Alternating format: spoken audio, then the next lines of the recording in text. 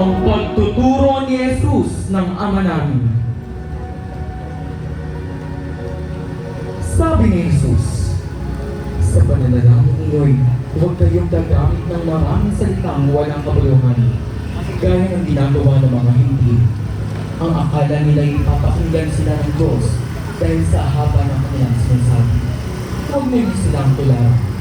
Alam na ng iyong Ama na nasa langit ang inyong kailangan bago pa ninyo ito hihingi sa Kanya.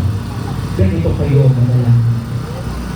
Ama namin nasa langit, sambahin nawa ang iyong pangalan. Dumating nawa ang iyong kaharian. Masunod nawa ang iyong kalooban dito sa lupa tulad ng sa langit.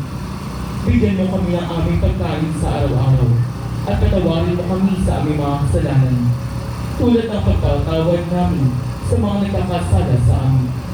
At huwag mo kaming hayaang matukso, kundi iligtas mo kami sa masama. Sapagkat iyo ang kaharian at ang kapangyarihan at ang kaluwalhatian magpakailanman. Amen.